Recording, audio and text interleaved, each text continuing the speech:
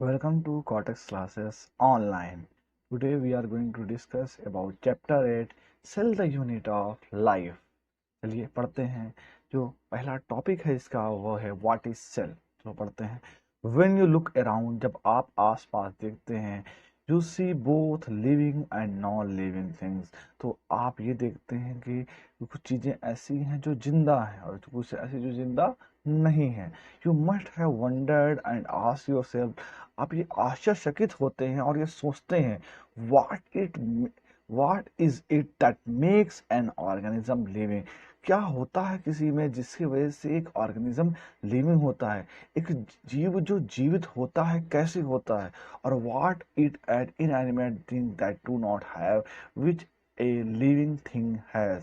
Inanimate का मतलब होता है जो जीवित नहीं है, एनिमेट का मतलब होता है जो जीवित है। मतलब ये सोचने में मजबूर करता है कि वो जो हम जो जिंदा दिखाई नहीं दे रहे हैं उनमें ऐसा क्या नहीं है जिसकी वजह से वो जिंदा नहीं है, और जो जिंदा हैं उनमें ऐसा क्या है जिसकी वजह से वो जिंदा हैं।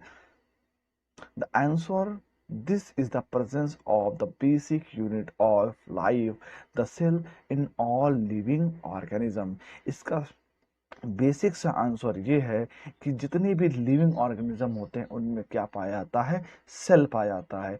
और नॉन लिविंग ऑर्गेनिज्म में सेल नहीं होता है। All organism are composed of cell. जितने भी ऑर्गेनिज्म आप देखते हैं वो किसी न किसी तरह की सेल्स से बने होते हैं। Some are composed of single cell. कुछ ऐसे होते हैं जो एक सेल से बने होते हैं, जिनको हम सिंगल सेल ऑर्गेनिज्म कहते हैं। Are called unicellular organism, while others like us, जैसे आप हमारी बात करें और आसपास जो दिखते हैं, जैसे एक पेड़ आप देख रहे हैं, जैसे आप एक बिल्ली देख रहे हैं, एक शेर देख रहे हैं, तो ये जो ऑर्गेनिजम्स हैं, आप एक कुत्ता देख रहे हैं, जी ये जो ऑर्गेनिजम्स हैं ये एक से ज़्यादा सेल से बने हुए, तो इसको हम क्या कह सकते हैं, मल्टी सेलुलर ऑर्गेनिज्म। अब अगला टॉपिक पढ़ते हैं, what is cell. Unicellular organisms are capable of independent existence and point number 2 है performing the essential function of life. इसका क्या मतलब हुआ, इन जो कि यूनिस जिन ऑर्गेनिज्म की बॉडी एक सिंगल सेल की बनी होती है उनका इंडिपेंडेंट एग्जिस्ट है, मतलब वो स्वतंत्रता पूर्वक अपना जीवन जीते हैं एक सिंगल सेल में। Performing the essential function of life, मतलब उनके जीवन में जो भी इसेंशियल फंक्शन होते हैं, तब जो जरूरी काम है। अब जरूरी काम क्या है, एक बॉडी या एक सेल में होने वाले फंक्शन कौन कौन से हैं, डाइजेशन का होना, ब्रीथिंग या रेस्पिरेशन का होना, बॉडी फ्लूइड्स का सर्कुलेट करना, और जो एक प्रकार से मेटाबॉलिक वेस्ट है उनको बॉडी से बाहर निकालने जिसे हम एक्सक्रीशन कहते हैं। हाँ, अगला पॉइंट पढ़ते हैं, anything less than A complete structure of a cell, anything less than a complete structure of a cell does not ensure independent living। मतलब अगर किसी चीज का आप एक सेल एक सेल का जैसा स्ट्रक्चर नहीं बना हुआ है तो उसका इंडिपेंडेंट लिविंग एग्जिस्ट नहीं कर सकता। यहाँ पे ये एनसीईआरटी ये कहना चाहती है कि कहने का मतलब अगर जीवन जो संभव है वो कम से कम जीवन को संभावनाओं के लिए, जीवन जहाँ संभव है कम से कम उसके लिए एक सेल चाहिए। अगर वो एक सेल नहीं होती है तो लिविंग और हम किसी चीज को लिविंग ऑर्गेनिज्म नहीं बना सकते, कम से कम वो एक सिंगल सेल होना चाहिए। Hence, cell is the fundamental structural function of all living organism। हम लोग बचपन से पढ़ते आ रहे हैं कि cell is the structural function living organism.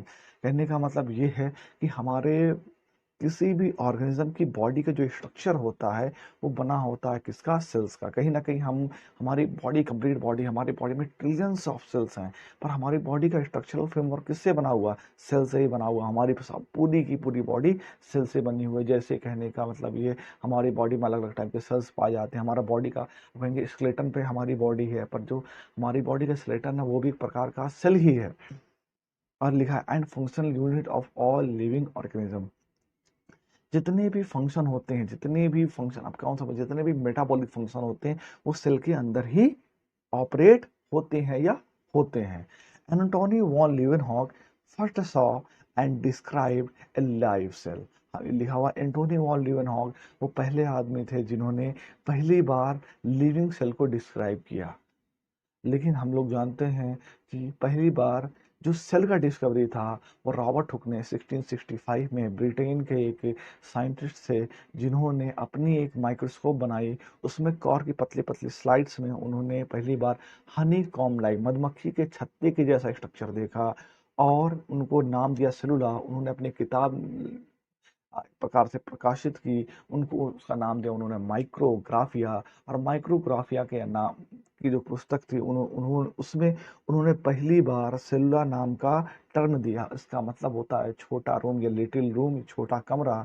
और उस सेलुला वर्ड से सेल का नाम पड़ा। पर जो लिविंग सेल पहली बार देखा था वो एंटोनी वॉन लीeuwenhoek ने देखा था। एंटोनी वॉन लीeuwenhoek एक अनफॉर्चुनेट साइंटिस्ट थे, क्योंकि इनके जीते जी इनको कभी भी एक साइंटिस्ट का दर्जा नहीं दिया गया। 1674 में एंटोनी वॉन लीeuwenhoek ने पहली बार अपनी बनाई हुई माइक्रोस्कोप से लिविंग सेल्स को देखा। कहने का मतलब ये है, उन्होंने गंदे पानी में ये बहुत सारे छोटे छोटे माइक्रो ऑर्गेनिज्म को देखा और उन्होंने इनका नाम दिया वाइल्ड एनीमॉलिक्यूल्स। और ये जो वाइल्ड एनीमॉलिक्यूल्स नाम दिया, क्योंकि उस टाइम ऐसे आज के जैसे टेक्नोलॉजी तो थी नहीं, तो उस टाइम उन्होंने क्या हुआ, अपनी एक पत्रिका प्रकाशित की जिसका नाम रखा उन्होंने द सीक्रेट्स ऑफ नेचर। अब यहाँ आगे क्या लिखते हैं NCERT. Robert Brown later discovered the nucleus. Robert Brown वो व्यक्ति थे जिन्होंने न्यूक्लियस का डिस्कवर किया, न्यूक्लियस की डिस्कवरी की। न्यूक्लियस क्या होता है? एक सेल के अंदर जो सेंट्रल पार्ट होता है न्यूक्लियस होता है, जो पूरी की पूरी सेल को कंट्रोल करता है। The invention of microscope and its movement leading to the electron microscope reveal all the structural details in the cell. यहाँ पे एनसीईआरटी ने ये लिख दिया कि माइक्रोस्कोप हो जा गया। अब ये वहाँ जो पहला माइक्रोस्कोप हो गया था वो तो मैकपिली नाम के साइंटिस्ट थे, जो उन्होंने एक अच्छा माइक्रोस्कोप बनाया था। पर आज का जो बायोलॉजी या आज का साइंस इतना डेवलप हो पाया है केवल और केवल एक ज़बरदस्त माइक्रोस्कोप की डिस्कवरी से, और वो इलेक्ट्रॉन माइक्रोस्कोप है। और इलेक्ट्रॉन माइक्रोस्कोप का डिस्कवरी जो था वो किया था नाल एवं रस्का ने। इसके आगे हम पढ़ेंगे सेल थ्योरी। सेल थ्योरी इन 1838